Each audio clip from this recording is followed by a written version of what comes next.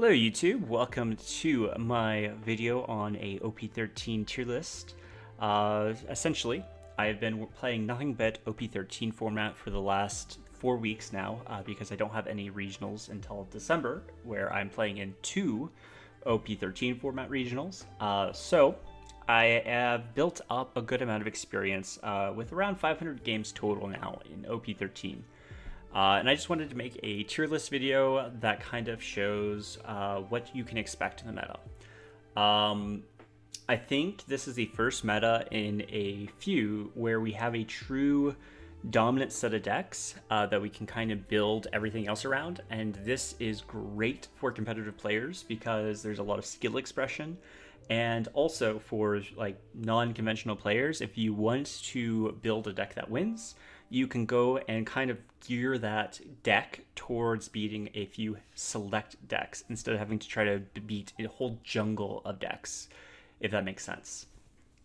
So just to kind of give a explanation for each of the tiers, S tier is here for just best decks, right? This is going to be the decks that have really no true losing matchups that are relevant. And have the ability to win into any deck in the top of the tier. A+ decks are decks that are able to win into the S tier decks as well as each other, but are a little bit less consistent for one reason or another. A tier are decks that do pretty well into most of the decks in S and A+, where I'm expecting about 80% of the meta to fall into these two tiers out of like actual decks that are going to be played at tournaments, just because of how power crept they are compared to other ones. So these A tier decks can have good matchups into these decks, but might have one bad matchup out of the list. But it might have a winning, like a slightly positive matchup into one of the other ones, right?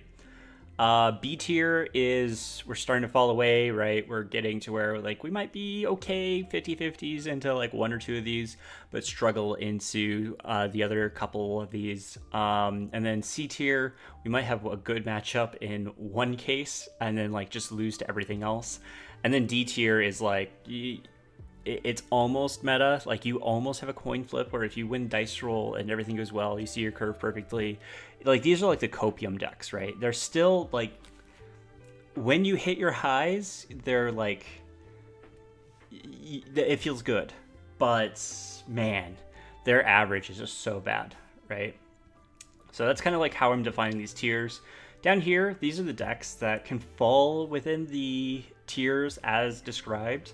Everything outside of these, I either do not have enough information on, or more realistically, they're just not viable enough to be played. So I'm going to be focusing more so on the decks that are here. If you don't like that, go ahead and click away from this video. But for everyone still around, let's get into the tier list. So I think what makes most sense is let's outline like the focus of this, which is the S and A tier, because like I had mentioned, I believe approximately 40% or 80% of all decks being played will probably be one of the decks in these two tiers. So let's start with that. First, a new leader, Emu. So Emu is a absolutely broken deck. This deck is basically built for you out of the box. It's going to be like $30 USD most likely to build because all of the cards are rares except for one SR, and it's budget friendly. It is just a strong deck too. It's probably best deck in the format if you have enough time to learn all the matchups, and its true strength lies in the 10 cost 5 Elders card, which allows you to play out all of the other Elders from your trash for a total of 4 Dawn when combined with a stage. And then those Elders all have they're a little understated, but their abilities are so good. You have the 2k that gives everyone plus 2k on your turn. You have Venus, which does a when attacking minus 2k to something, and it also has Rush. You have Warkari, which is a blocker that on block, or on KO rather, draws you a card. You have Mars, which is a discard a card to KO a base cost of 5 or less. And then you have Saturn, which is a searcher for the top 5 to add a 5 Elders card to your hand. So all of these are just amazing utility, amazing tools. And on top of all of that, if you have 7 or more cards in your trash, which you always do, they cannot be removed from the field by card effects, which means that they're just uninteractable for any bounce, any KO, any send to trash. All of those just fail in this case. So because of that, Emu's game plan is largely, let's survive to our 10 cost turns, and then let's just start jamming 10 cost plays. And then the beauty of it is Emu is able to cycle cards. So, and each time you play the 10 cost, you are also going to be getting a search. And each time you block with your Workery, you get another draw. So you can be going +4 per turn, cycling through that deck super fast. And then you can even use a card like Shirahoshi to put cards back to the bottom of your deck. And when you do that, it opens up the ability to go into more than 4 10 cost plays in a row and be very, very consistent. So this deck can win into literally any deck. It has one true, I would say slightly disadvantaged matchup, and it's a deck that's outside of even A tier. So it's not anything to, it's not a real threat, if that makes sense. So Emu would be absolutely dominant if it was not for the other new deck in this set, Ace. So Red Blue Ace is everything that Red Blue Marco wished it was. It is a Whitebeard Pirates leader that is a 6k base, 3 life, and once per turn, you can discard any card from your hand to basically act as a 2k. It's a -2k, but it's not for the turn, it's just for the battle, so it's basically the same thing as playing an actual 2k. And then the other effect is, when you have a Dawn under him, when you take a life, or when a character with a base cost of 6 or more is KO'd, you get to draw an extra card. This makes it to where your life is effectively 6 life cards that you're getting, which gives you that hand advantage similar to Whitebeard. And then you also compare this with other things like the PRB2's 4-cost Marco, which on KO draws 2, which makes that now draw 3. You also get a new 5-cost Yamato, which on play is a draw 2 and gives the Rested Dawn to your leader, turning on the leader ability. And then the other thing that's crazy is you have that 8-cost event that is able to play out a Newgate, and we also have a new Newgate card that is a 10-cost, draw 2, trash 1, and then give 2 Rested Dawn to your leader and 2 Rested Dawn to a character, which effectively turns your 8 Dawn turn into a 14 Dawn play, where you play 8 Dawn, cheat out a 10 cost from your hand, draw 2, trash 1, put 2 Dawn attached to your leader, and then 2 Dawn attached to something else. So that's 4 Dawn that you've attached. So you've played a total of 14 Dawn for the low cost of 8, which is really good. And just being a 6k leader already is really strong defensively. The other abilities make him really strong defensively. He can also win into literally any leader, and is a little bit easier to pilot, in my opinion, than something like Emu. These two decks are extremely consistent because they're drawing so many cards, they're cycling so many cards, they're searching so many cards, and they have a very, very high power ceiling, which makes them just absolutely incredible. I think they are in a tier of their own, which are why these are the only 2 S tiers. But there are 2 other decks that do decent. The first one is Zoro. So Zoro doesn't really get a whole lot of new stuff going into 13, except we do get a 6-cost Law, which is able to bounce back a card from our board and then play out a 5-cost or lower from our hand. What this is really strong for is if you're on even curve, you're able to, on your 6th Dawn turn, play it, bounce back one of your searchers back to hand, and then cheat out a Tashigi. Or if you've already played a Tashigi on your 5 Dawn turn and you don't have another Tashigi to play on your 7 Dawn turn, you can play that 6-cost blocker, 6-cost Law, bounce the Tashigi to hand, play the Tashigi back out, rest something, get the Rested Dawn into your leader, and keep your momentum going. This allows us to go very wide very early, especially with some of the other tools that we got in PRB2. And we also get a new Zoro that has an on-play of restanding 2 Rested Dawn, as well as at the end of each of his turns, restands to be active, meaning that your opponent cannot swing into it. They can remove it, though, obviously. And the turn you play it, you get back the 2 rested. So a really strong turn is if you're going first, turn 2, you can go Mihawk into the Zoro, and then now your turn 3, you have 2 swings, plus you go into like your Tishi or whatever. And then the other thing that it gives us is if we're going second, we can do that same Mihawk into Zoro and then have the 3 rested on to put under Zoro to turn on leader effect if they have something sideways from their turn 2. So yeah, very strong leader. The only thing that puts it a little bit behind Emu and Ace is to be able to win into these 2 matchups, you have to kind of see your cards at the right time. You have to have the right hand for the situation. And it's just a little bit less consistent than these 2 powerhouses because it doesn't have as much draw power and searchability, despite literally everything in your deck being searchable from your 2 searchers. You just have the 2 searchers. Whereas Emu and Ace have multiple, like 2+ searchers, and then also have a million draws, which is crazy to say that Zoro's consistency is lower than decks that are even stronger. But this means that Zoro does have the ability to win into any of the other matchups that we have at these high tiers, as well as being very, very easy to pilot. So I think this is also going to be a very popular leader. The 4th one to finish out our S and A plus tier is going to be another new leader, Goldie Roger. So Roger is a 5 life, 7k leader. That's all I need to say. No, he has a restrictive ability, meaning where you, at the start of each turn, if you're going to be gaining Dawn, you have to put a Dawn under him.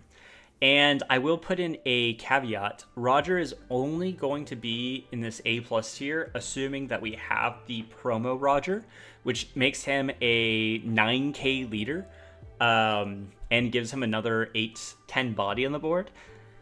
Without that, his consistency is even lower, and he's already an inconsistent leader.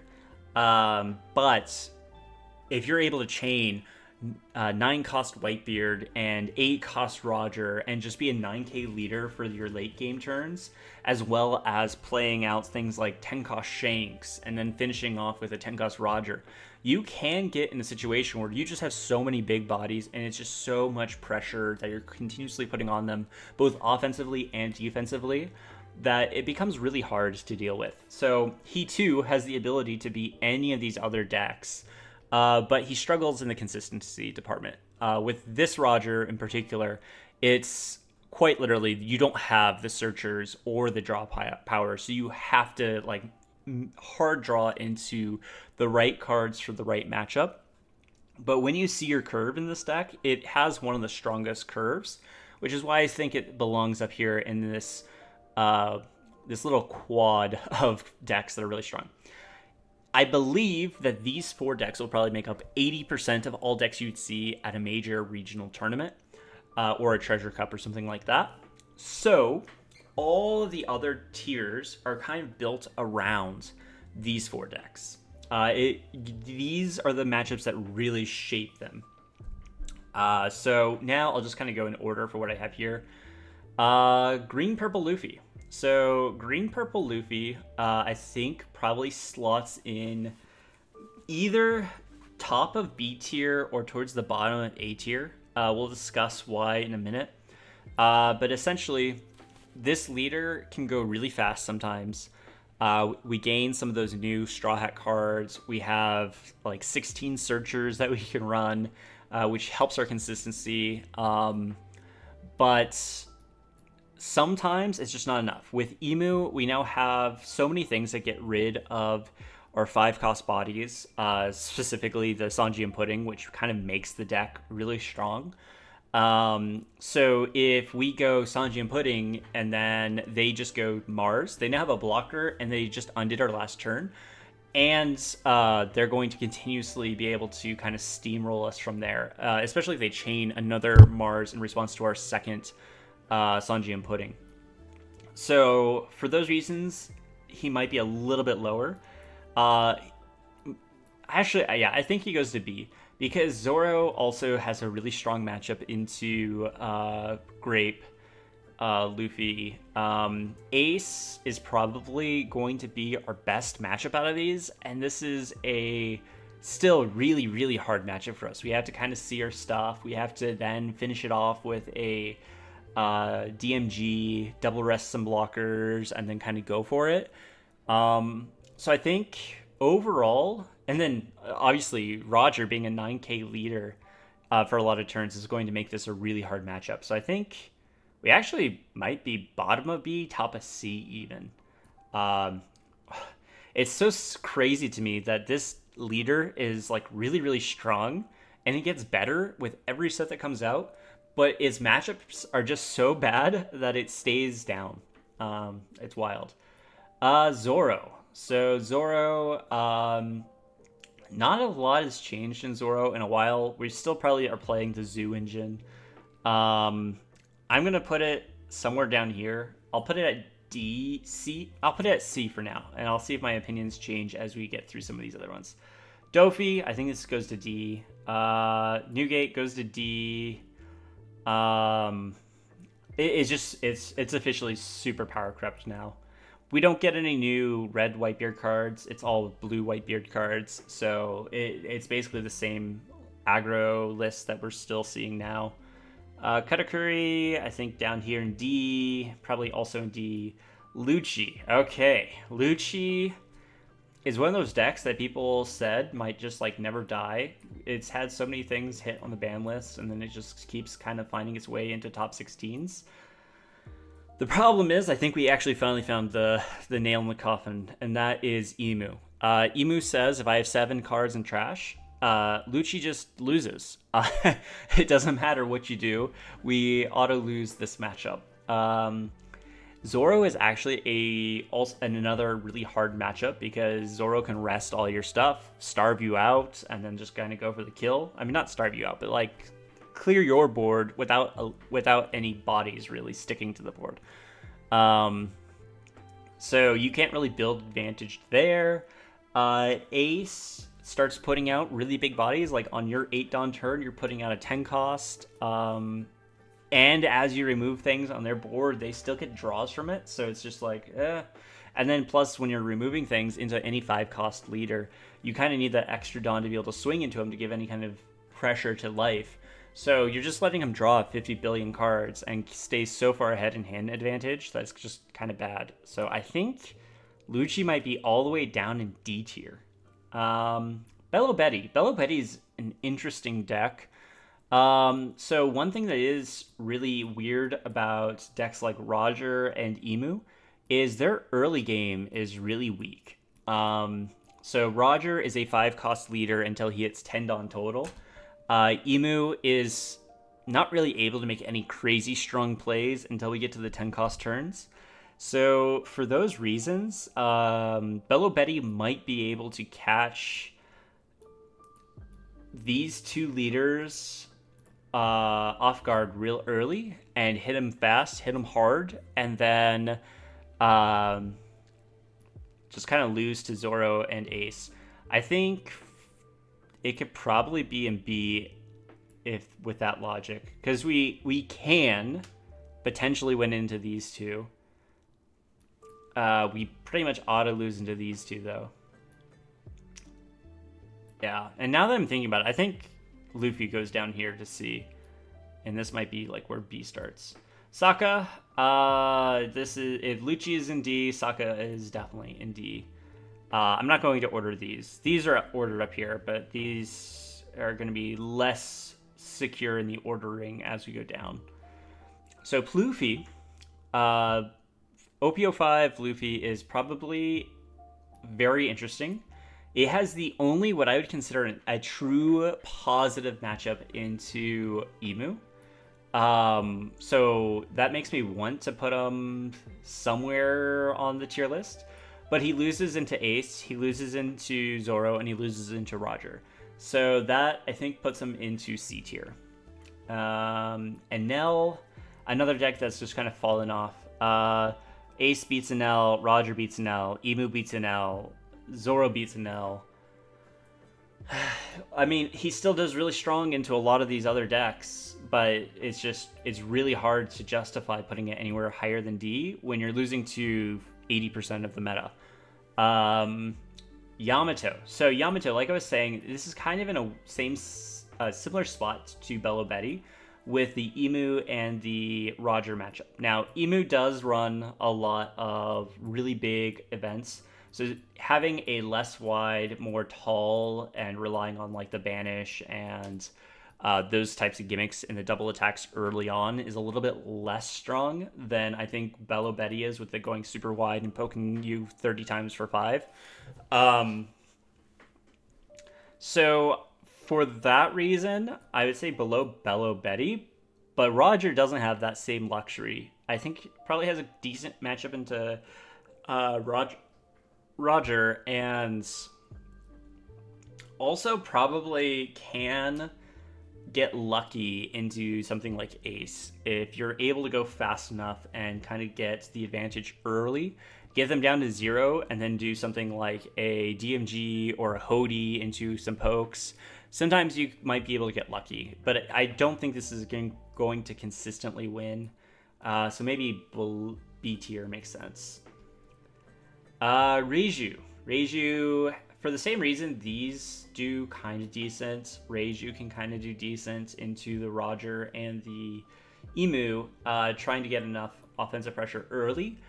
But as soon as you get into those late game turns, Reiju is not doing anything. So I think C tier probably makes sense. This should actually be unranked. This I don't think has any chance of doing anything. Bonnie is one of those decks that is really, really good into Ace and really, really good into Roger, I think, because into these decks that play like big bombs, like one big bomb per turn, Bonnie has an opportunity to rest a bomb that they played, which makes their big characters much less valuable. And then you have things like 10-cost Dofi that can freeze them. And you also just play a lot of chum blockers, and then you can kind of get wide with the Dofis. You also have access to 9-cost Zoro, which 9-cost Zoro does pretty well into Emu, Ace, and Roger. Yeah, I think Bonnie might actually have a place in the meta still. She's either the top of B or in A. I'm going to put her in A for now, though, and we'll kind of see where it falls after that. Vegapunk. So Vegapunk, similarly to these other two I have in B right now, Vegapunk has the advantage of being able to spit out the 5-cost 6k bodies super early and then just start poking. And that could be strong into Roger, that could be strong into Ace, and that could even be strong into Emu under the right conditions. If you're able to go wide enough, fast enough, I think that's pretty good. I don't think it's consistently winning. We also now have the Bonnie. So the Bonnie makes them take a card and is a rush option, which is pretty good. I think Vegapunk probably is in C tier overall, though. Pudding. Pudding, let's see. So I think Pudding loses here,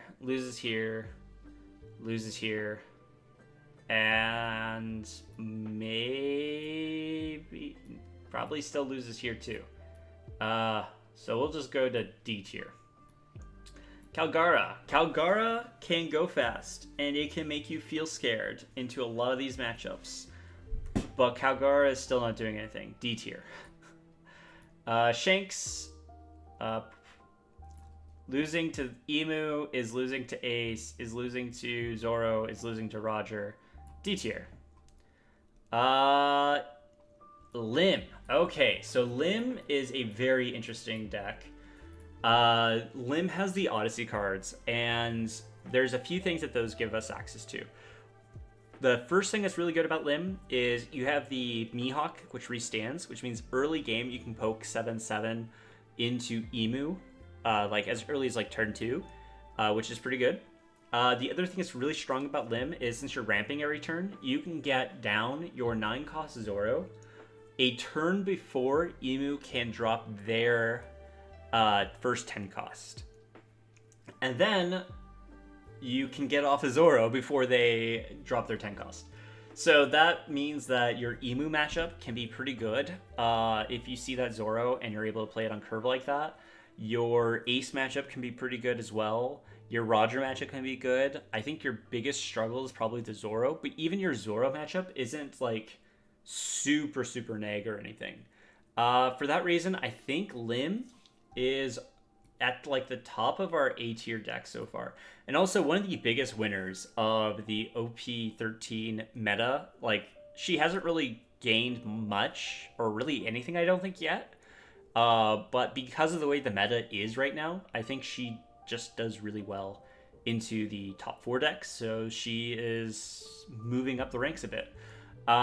She also is getting a new card in the EBO3 meta, which I think will even push her further ahead because she gets a new card that gives all of the Odyssey cards plus 1k, and it's a 2k in hand, which is just generically really strong. But yeah, Lim's pretty good. Blackbeard. So Teach is in an interesting spot. I think Teach wins the Roger matchup. I think Teach can win the Ace matchup. I think Teach is going to struggle into both Zoro and Emu. I think it can win both of these. Maybe. I think it's bottom of A tier, to be honest. Because I think having these two matchups down is pretty good. If you have like all of the stars aligned, you can beat out the Zoro. And if you have all the stars aligned, you can beat out the Emu. So for those reasons, I think we fit in A. Smoker.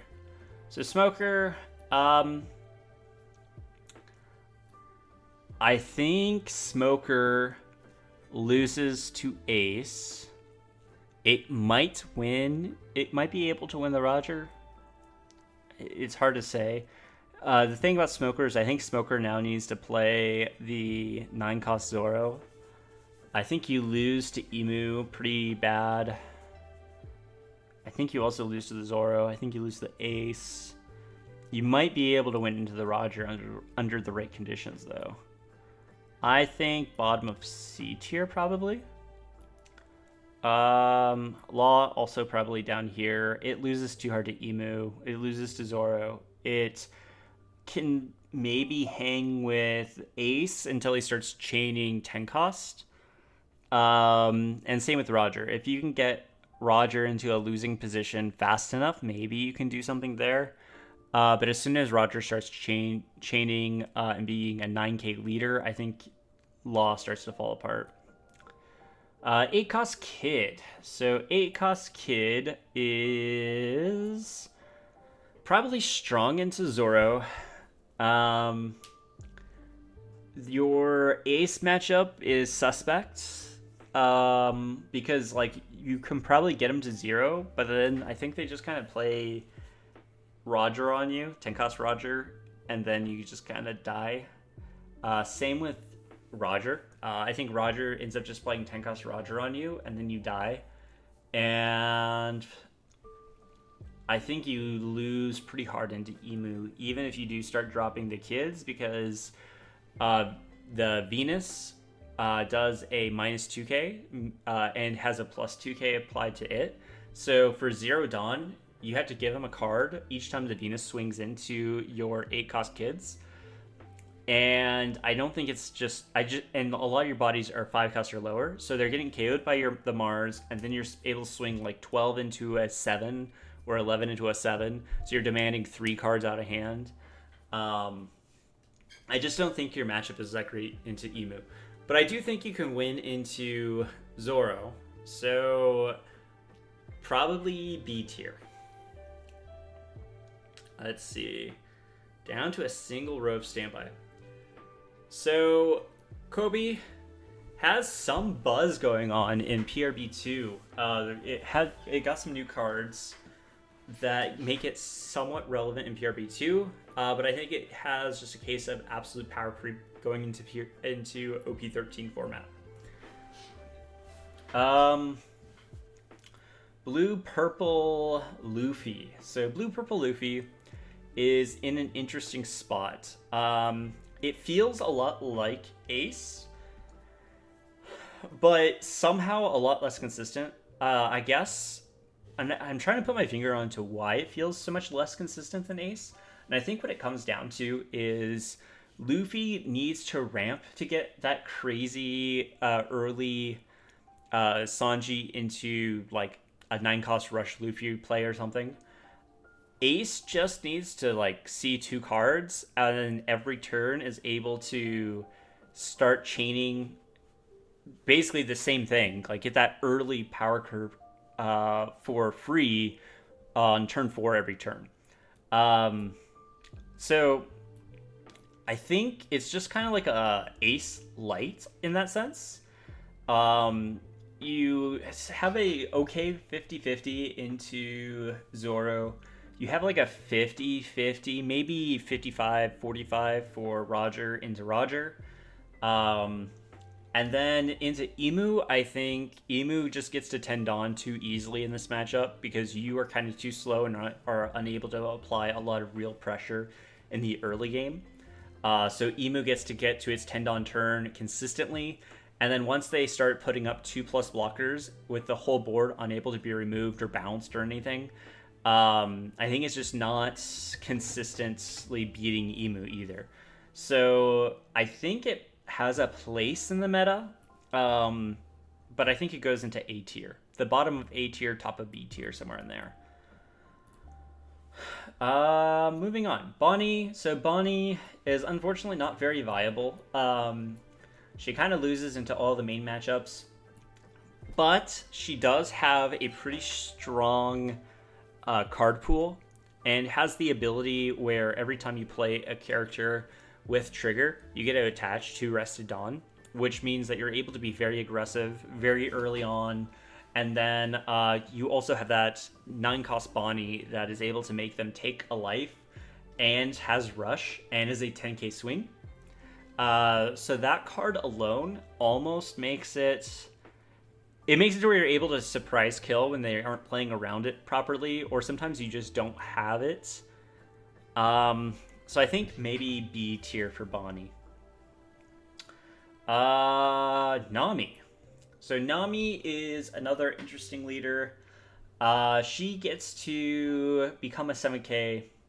I think she does okay into Zoro.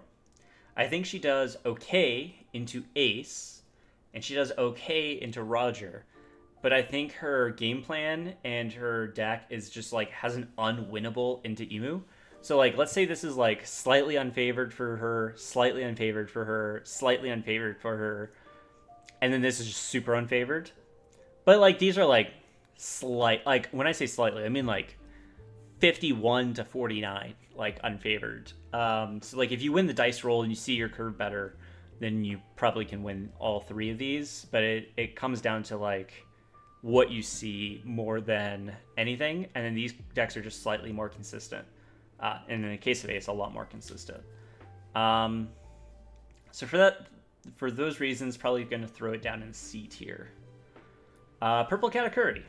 This deck is interesting. I don't think it wins into any of the big 4. So for that reason, we'll throw it down into D tier.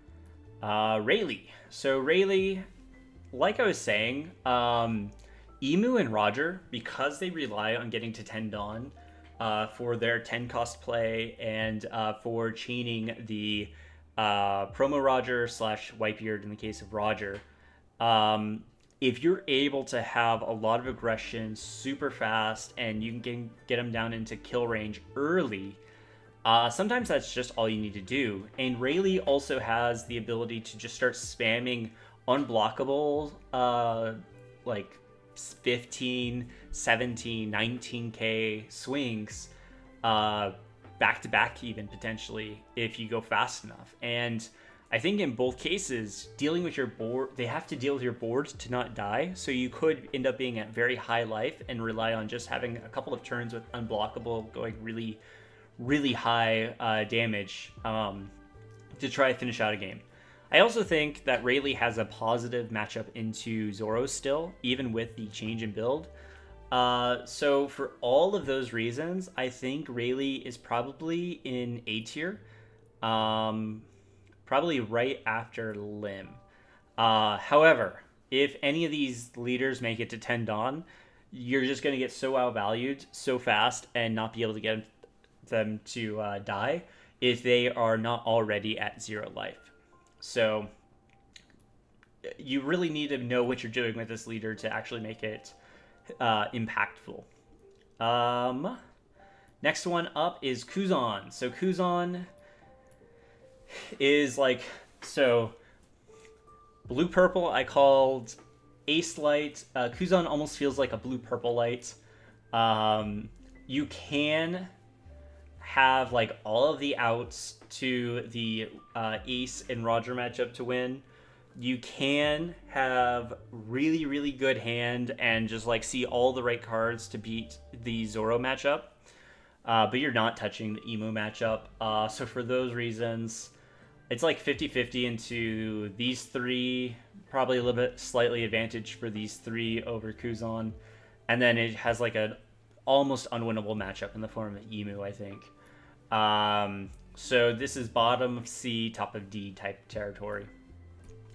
Koala. So Koala, one thing that's interesting about Koala is the second ability that forces your opponent to take a life each time they play a card with more than 8 cost. So this impacts all 3 of these leaders. She also is able to play a lot of blockers. She has hand destruction in the form of Robin, and sometimes the Karasu can even make an appearance. She gained the Black Revo army cards like the new 6-cost Sabo, which is really strong. And she also has a really strong healing in the form of Kuma. The problem with Koala is I think she is just too slow and too fragile, being a 4-life leader that doesn't really have broken hacks to stay alive forever. Even with her heals from the Kumas, it just feels a little bit too slow. I think her best matchup out of these is probably going to be like the Ace and Roger decks. The only problem is you could also set them up for a Roger earlier than you would like to, and then you might just die. Now, obviously, the making them take a life is optional, so there could be situations where they try to trick you into giving them 0 life when they play the Ace or Roger, and you just say no. But I think you really probably just die to these a lot of times still. But I do think it's not a terrible time playing into any of these 3. I think Zoro is like basically unwinnable though. Yeah, Emu also, you can't remove their stuff, obviously. The hand destruction is really strong into Emu. So I do have like 3 games on Koala into Emu, and I did win all 3 of those.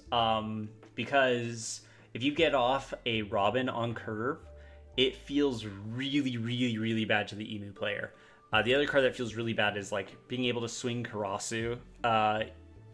It's just so annoying because Emu usually has a couple of 10 cost in hand, and then so like if they have 5 cards in hand, it's probably a couple 10 cost, whatever card they're planning on playing next turn, and then a massive event, like a 4K counter event or a 3K counter event, and maybe a 1K or a 2K or something.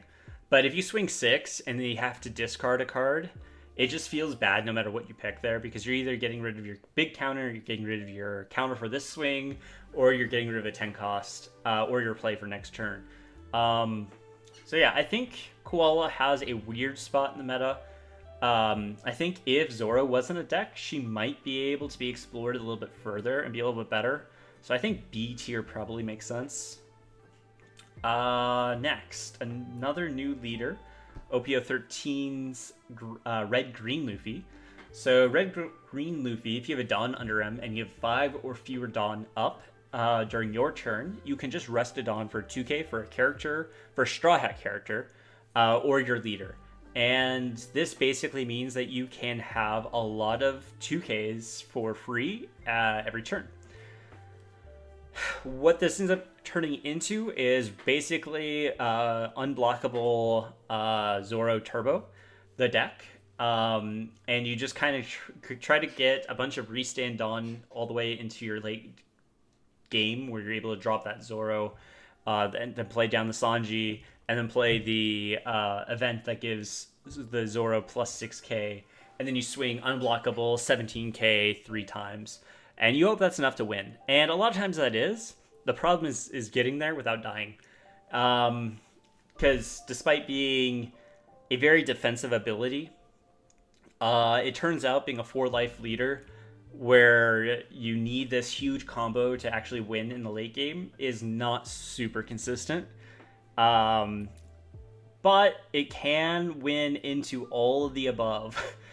So it's not that it's bad per se. Like when you pull it off, it works. It's just so inconsistent to actually be able to pull off. Across a tournament, a regional tournament, you're probably going to go X3 drop by round 6. I imagine it being like a true 50-50 in a lot of cases. And you can't really like outskill to make that gap. So I think it's C tier at best, maybe even D. But it's a fun leader. It's a lot of fun to play. Don't get me wrong. Sanji. Okay, so Sanji gets a couple of new tools. We get a 5-cost Sanji, which on play restands 2 Dawn, which means that we can turn on our leader ability a little bit early. We get a 4-cost Zoro that on play restands 2 Dawn and then restands itself at the end of the turn. So super early, you can go Mihawk into that, and then that restands the next turn. We play the Sanji. The Sanji gives us a couple Dawn. We then put a Dawn under the Zoro. We then put a Dawn under our leader. Swing 6, bounce the Mihawk, swing 6 again. End of turn, we restand the Zoro, so they have nothing to swing at. We also get an active Dawn from the Sanji. Lots of fun things we can do with that.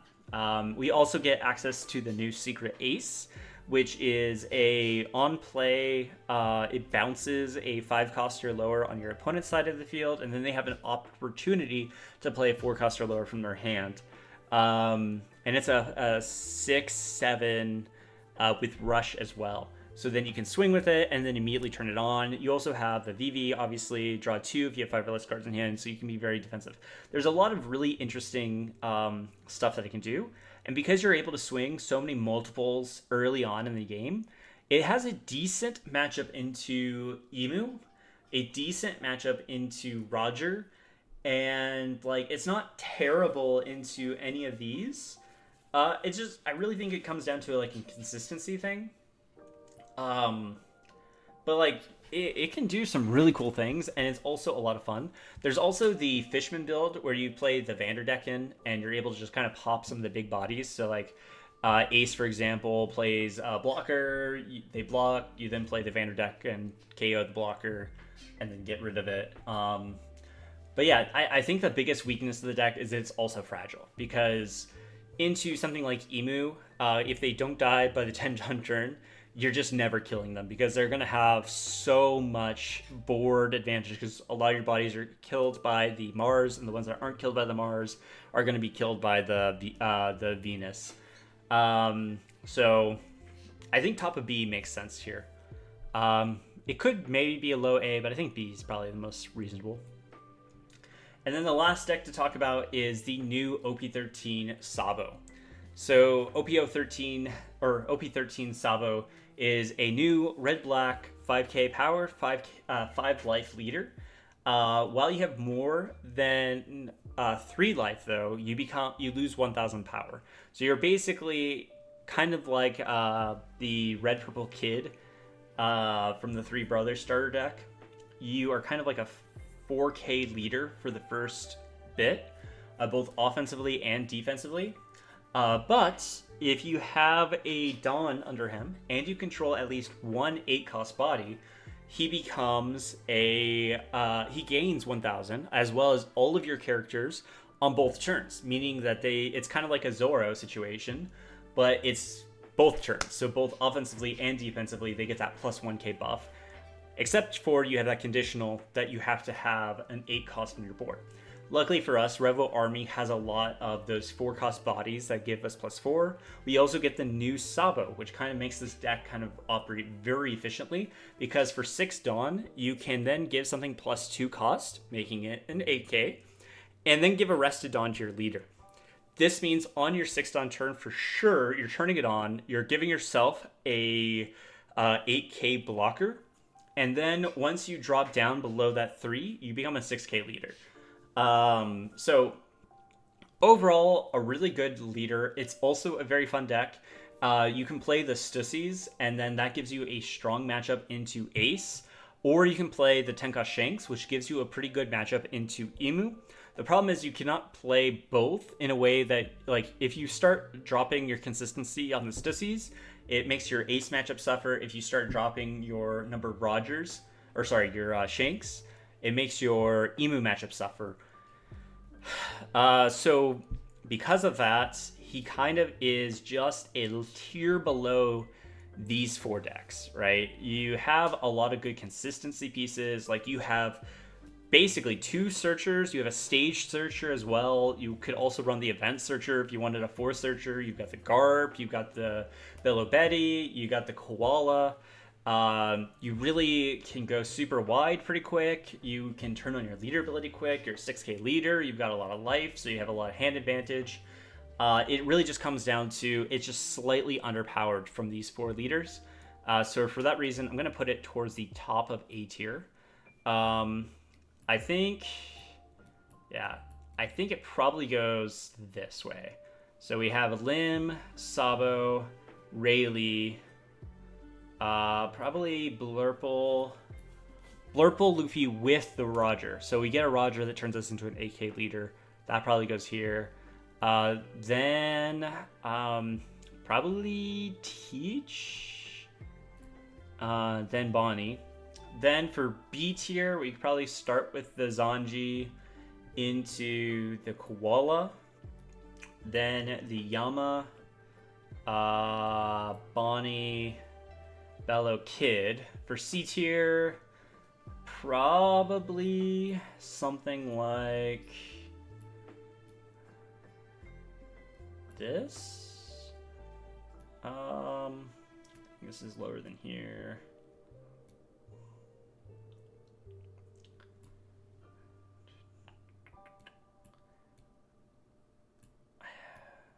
I think Reiju actually falls down here. And then for D tier,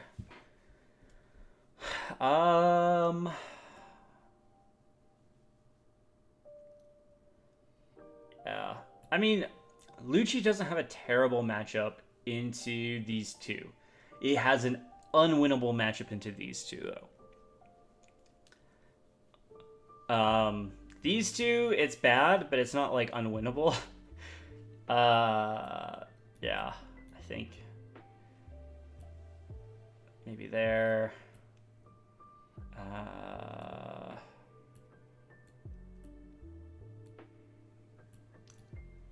Yeah, this doesn't really matter that much. But I think I'm pretty happy with this list. So, yeah, if you have any questions about the OP-13 meta, again, I'm only like 4 weeks into it, but I've done a lot of testing. I feel like this is pretty accurate-ish. I could see... I think these 4 for sure are accurate. Like, I would be shocked if this is not what ends up being the reality of the situation here. Have pretty high confidence in our A tier, a little bit less confidence into B, and then C, and then D. These start to get a little bit smudged. But yeah, I'm pretty confident in these 4. But anyway, if you have any questions about any particular matchups, anything that you'd like to see a video on with the OP-13 meta, let me know. Please leave a comment, like, and subscribe. And until next time, see ya.